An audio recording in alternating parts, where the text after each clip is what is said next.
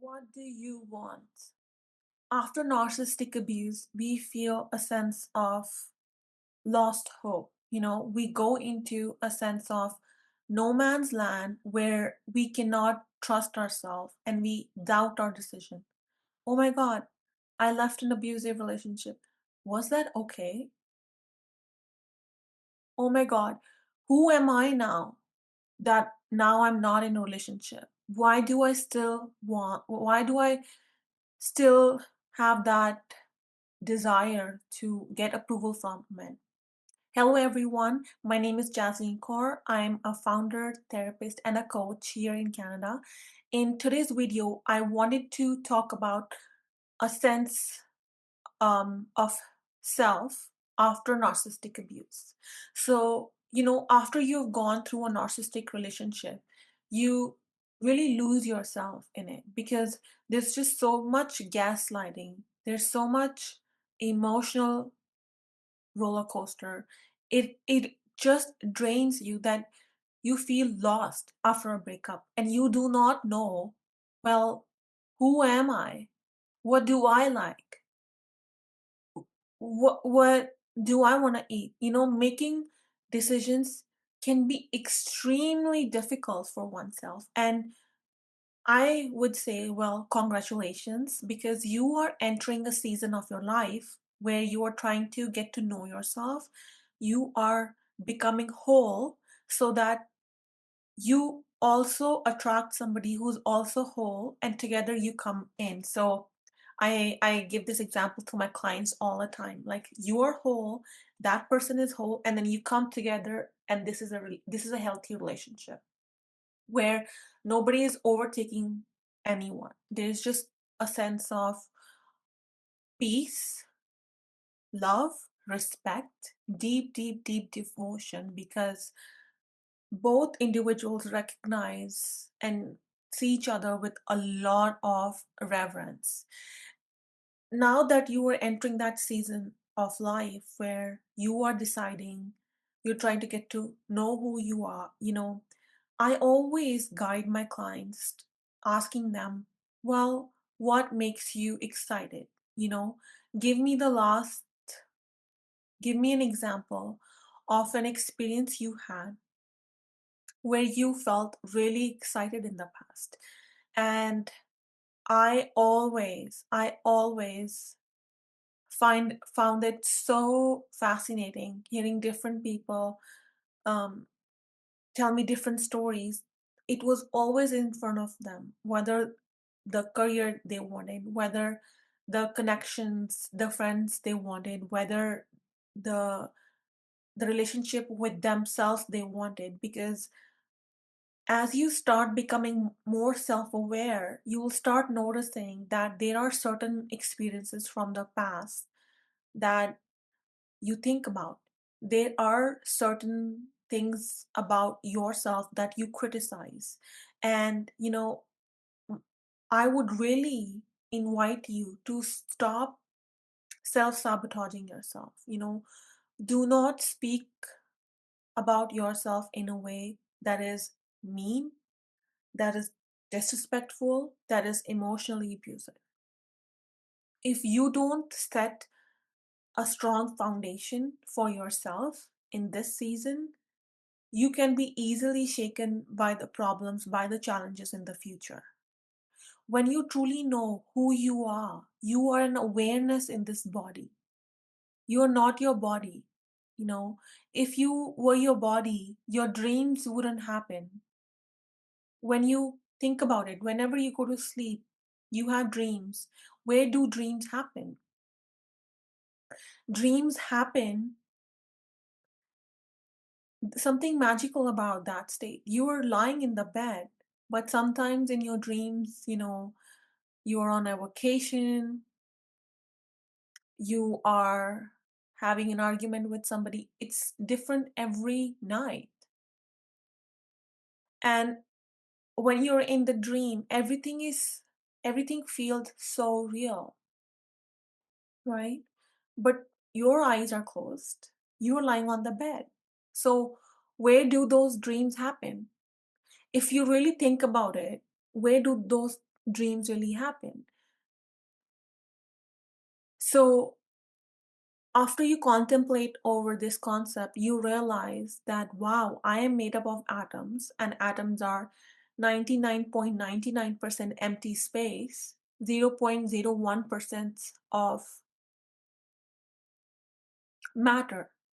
So in our human life, we think everything is solid, everything is matter, but actually it's empty space. But to the human eye, it looks very solid. And I know what I'm sharing is difficult to grasp, but if you just look at my sofa in the background and you think of my sofa as empty space, you'll be like, what?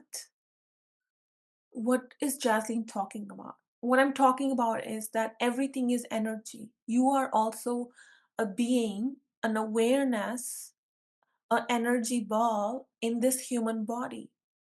So can you connect with that beingness of yours?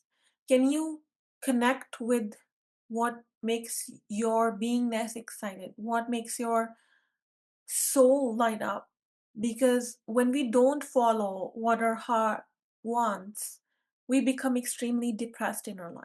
We become out of alignment, and the body become goes into dis-ease, and there's a lot of um, discomfort because we are not following our heart. Sometimes our body is wanting us to just sit with feelings of sadness, just sit with feelings of grief, but we overwork just because we had a breakup, just because we had a divorce. We are overworking ourselves. And then the body goes out of balance, and then we have hormonal issues, right? What your soul and you can't sleep too, maybe you can't sleep properly because your soul is telling you to, hey, like whatever happened, we need to look at it, let's look at it, let's go into a meditation, let's really process what happened, let's really connect with our bodies. Because remember, your thoughts happen in your brain, but your emotions happen in your body. When women become I know high achieving women, I know you girls are really smart. I know you girls are very successful. But at work, we get paid to use our brain, right? But then after work, we gotta come back to our body. We cannot dissociate from our body because our body carries innate wisdom, right? So whether it's the food you are eating, whether it's the form of exercise you are having, whether it's form of friendships you are having, you have to evaluate everything in your life. Okay, how is my relationship with myself? How is my relationship with food? How is the relationship with me and my sleep? How is relationship with me and God? How is the relationship with me and my family? How do I view men? How do I view women? Like, how do I view myself? Do I accept myself or do I hate myself? Okay, when you start getting when you make small decisions, for example, for breakfast you had oatmeal and that made you really happy, you really enjoyed that meal, that made you delighted, you acknowledge that within yourself, like, wow, today I had an oatmeal and it was so delicious, Jasleen, like my heart was full. I am delighted to have oatmeal. Wow, like I'm really proud of my decision.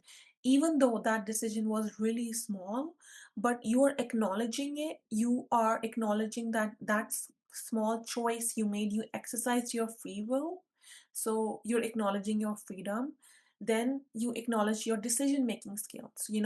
When we are in an abusive relationship, our power is taken away because decisions are made for us, so we don't have enough practice in making decisions. That's why not having enough practice in making decisions leads to mistrust. And when we mistrust ourselves, we cannot trust anybody because we don't even trust ourselves. How can I expect, if I don't trust myself, how can I expect to trust you? It's just not simply possible. So it's really important to build self trust, and it's really important to be kind to yourself.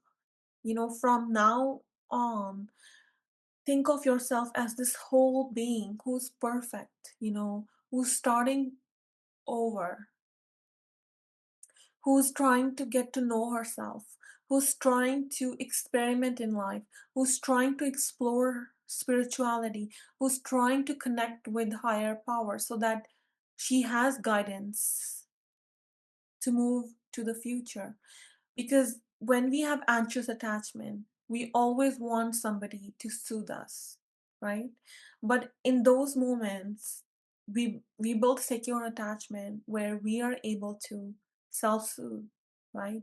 If you have that tendency to call your ex, you really sit with that feeling like, oh, you're feeling lonely. I hear you. We are going to sit with that feeling of loneliness.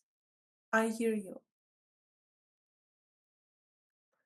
And when you really sit with that feeling, you acknowledge yourself, you validate yourself, and that feeling goes away because you're not lonely, because you're acknowledging yourself. But the moment you distract yourself, you scroll on social media, you scroll on TikTok, you call your ex partner, nothing's wrong with that. But today or tomorrow, you have to face yourself. You have to face your feelings. They will not go away until you acknowledge them. They will not go away until you observe them, you detach from them, and you allow them to be there.